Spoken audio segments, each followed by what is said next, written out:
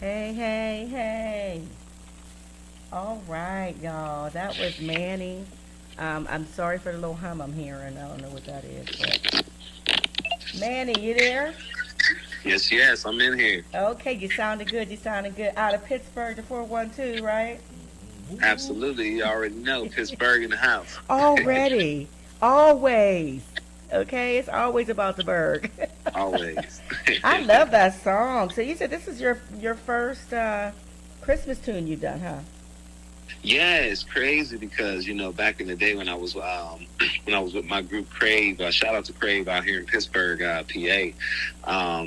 We never really did any like Christmas singles. I know we had like a jingle that we did for like radio. You know what I'm saying? But it was a really cool jingle too. You know what I'm saying? Was it a But whammo? yeah, yeah, WML. Shout out to Wham out here in Pittsburgh. Is it still That's back when it FM was 106? that's what I was about to say. It's actually 107.3 right now, but Okay. back in the day, you already know it was 106. I You know what mean, I'm yeah, saying? I was back with like Sly Jock and Jackie Johnson and them back in the day. They 106. Oh man, So I took it man, you, back. you just brought back some great memories. But Great yeah. memories. Just back in the day, I remember Craig, my group, we did a jingle. You know what I'm saying? Yes. For Whammo, and even when I joined up with Pretty Ricky, I had started recording some Christmas songs, but they never actually seen the light of day. And Mm. so I got one of my friends, one of my homeboys. Shout out to my boy James Sismanis. He's actually he's from Australia. So we've Nice. had this relation. Yeah, we built that relationship over the years. Of course, ever since I was with Pretty Ricky, that's kind of when we met. Y'all, And man, my you know boy. what? I'm gonna say something. Manny is a star, but he's so humble and sweet. But you a straight up star. Oh man, I appreciate you. I appreciate you. But now, James just kept on my neck. He was hitting me up like towards the middle of the year, this year, and was just like, man, what if we did some Christmas songs? I got these ideas. I'm gonna shoot you some tracks. I was like, all right, cool. I was kind of lukewarm to it at first, but then he sent a couple tracks, and this one in particular, the Cookies and Cream on Christmas beat, he sent me that one, and that one like really stuck. And I just remember riding around. I was riding around in the car, and I wrote the hook one day when I was riding around in the car, and man, that was it. I took it home, started cutting it, and then here we are. How did you come up with that title? It's too cute. Man, it just felt right. You know what I mean? It's just when I heard the music, you know what I mean. It had that that R&B feel kind of to it. You know Yeah. what I mean? Had the really cool beat, and it just really put me in that zone and that feeling. And I just started thinking about all of the the festive feelings about Christmas. You know what I mean? Cookies and milk and presents and the tree and the lights and just the Yeah. family atmosphere and the feelings. But I just started thinking about cookies and milk and Santa. I'm like, man, what if we came up with this concept like cookies and cream, and it just like all came together, man. It's like you know how it is, Robin, because you're a Yes. singer, you're a musician. You know how magic happens when it just happens. It does. It just comes together so Yeah, beautifully. It does. Well, yeah, I think it definitely. I love the song. It's definitely a hit. Thank you for giving us an exclusive opportunity to play it on Lavish Connections Radio. I know you absolutely. knew about us being on KAZI. We're still on KAZI with Untapped, and I am going to have your music submitted on the radio airwaves as well, Oh, brick thank you and so mortar. much. But we started Lavish Connections Radio about what 2, 3 months ago, and it's Wow, taken off. And yeah, congratulations. thank you. We're loving it. So right now we are literally streaming live on YouTube, Twitch, Facebook, Twitter, and it's called, what is it called? DJ Live TV, D Live TV, all at the same time. Oh, that's amazing. That Yep, is amazing. yep. So we're having fun with it. We're learning a lot of little things, and if it wasn't for Robbie and his skills with engineering and stuff, Right, it would be a right. lot more complex. But I'm Shout out to really, him. yes. That's right. That's our Lord. But it is an honor to have you on the show. And I was thinking, I said, I love this song. Thank you. I wonder if he'd be down for just chatting it up with us a little bit. So thank you for doing that Always, impromptu for me. I haven't talked always. to you in a while. It's been a minute. Shout out to Akil. My Yes, heart, my love. I love yes, that's yes. my old dear friend. We're very close, and Absolutely. he is the connect out of Pittsburgh.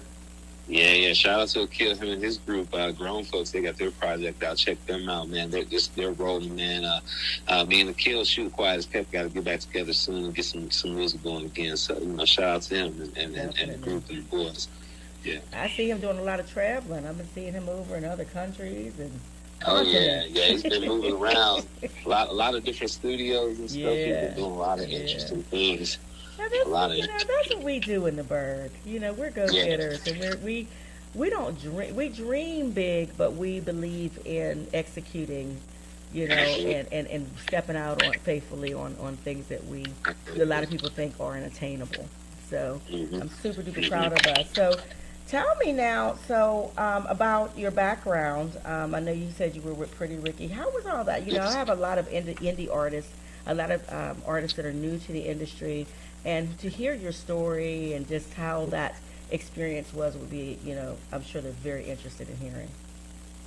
Oh yeah. I mean, it was just an interesting story of how everything came together. To kind of bring everything together and be succinct about it here.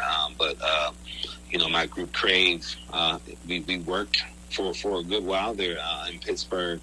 I know I would say between the time around 99 to about 2006, 07, Crave was really, really just just putting in the work out here in the streets in Pittsburgh. Just doing it the old school way, having a street team. Yeah. Organically, just going out in the world and just telling people, word of mouth, posters, things like that. Just getting out there, trying to get Crave known. Getting radio play. This is during the time when it was still request radio. Yeah. Making sure you had to call in and request that Crave song. Crave, we battled with the radio locally to make sure that our songs stayed on the radio station weekly. Good. It was a serious time. Just to be chasing music during that time was really, really special. Crave, my group, releasing music. We released our album, which was very impactful. We became the all-time selling R&B group of all time here in Pittsburgh. And that gained some attention, especially with some of the songs we got played on radio. That in particular really, really came into play, especially when a group named Pretty Ricky came to town, and they discovered Crave at radio. Wow. So once they heard our song, Asked For It by Name, phone calls were made, and next thing you know, Crave was opening up for Trey Songz and Pretty Ricky at the Carnegie Music Hall. So. Yeah. Amazing time to just, like I said, to just be chasing music and just being, like you said, go-getters. You know what I'm saying? You got to be ready to go. In that moment, I remember we got the phone call. They were like, man, look, tell the boys if they can get down to the radio station right now, man, they can open up for us for the show. Let's get them. Tell them to come down right now, man. You talk about running from work. I left work, running down to the radio station. Out of here. Gone. That's crazy. So, that sounds like something you see on a movie. Oh yeah. That would be my dream one day. That I'm saying, if it doesn't become a movie of some sort, it would be great to at least see it, in the documentary style, just to be able to tell the story, and just have that information. And I actually do, in a way, get to tell my story. Pretty much all the time now that I'm in the school system teaching over here for the Propel school system here in Pittsburgh. Awesome. I get to go into classrooms daily and impact the youth. And I actually have a segment within the classroom where I get to tell my story, and actually tell the students about how I, worked my way, through middle school and high school, and, dreamed and worked and, made it to that next level. So it's really, really cool to be able to impact the youth like that. And it's funny because you, even at a young age, believed in yourself. You knew you had something. Yeah. Nobody else know you knew. Yeah, it was a serious time. It was, just coming up. This was, we were so blessed to come up pre-internet. You know what I mean? Yeah. You know what I mean? It was just during those Kinda times miss because, those you know, I days. think about that a lot, you know. I mean, Mhm. not to say that the internet times aren't Yeah. great now. I mean, there's a lot of great things that can happen to help push imagination. But back then, you had to have a deep and serious imagination um, to be able to, you know what I mean, go out here and try to be an artist and chase, especially if you're going to be a writer or, you know what I'm saying, music or a producer or anything. You had to be creative. You had to have a great imagination. You had to understand words and vocabulary very well, understand storytelling, you know what I Yeah. mean? I was into so many different things like that, you know, different movies. I love movies. I love, you know, movies with a great story. That helped me to have such a deep imagination so I can come up with creations, you know, like the ones that I have today. I think that's awesome. I'm glad that Yeah, you are sharing your story. What yeah. if you know, and we're not going to keep you too long, and we're going to, you know, chop it up, talk about any new projects you have coming. But what would you say worked for you during your journey thus far, and what would you say you would have changed if you were just, you know, kind of giving advice to those out here who are trying to, you know, do the music thing? I would say, I mean, the thing that worked for me is just basically just really just staying in it. You know what I mean? Just really, really just keeping my beat to the grindstone and just really, really staying in it and working Mm-hmm. hard every day. Um, you know, I remember being in my group. I mean, we would practice for hours.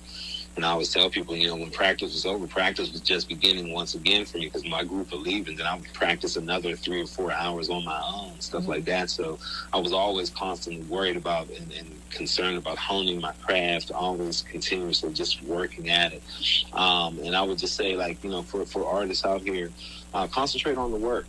You know what I Right. mean? All of the cute stuff that everybody's doing online, you know. There's a lot of artists out here who can take great pictures but don't got a great song. Oh my You know what goodness, I see that so much, and it's what I feel very compassionate about, or I Yeah, should say passionate about, is I see a lot of young artists here who they want it so bad, but yeah, they want it right away, and there is right. work that you have to do. There's development that you have to do. You have to hone in on your craft. You have to practice and study your craft. You have to learn Yeah, how to present your craft outside right, of the, you know, right. studio and things like that. And so when they get on stage and they kind of like a deer in the headlight, or they're on stage, don't know they off key, don't know they off beat, you know.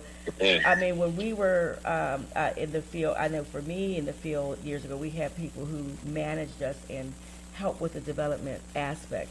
So now right. there's people just watching and wanting that microwave, you know, instant gratification And of, yeah, success, and you know, imitating.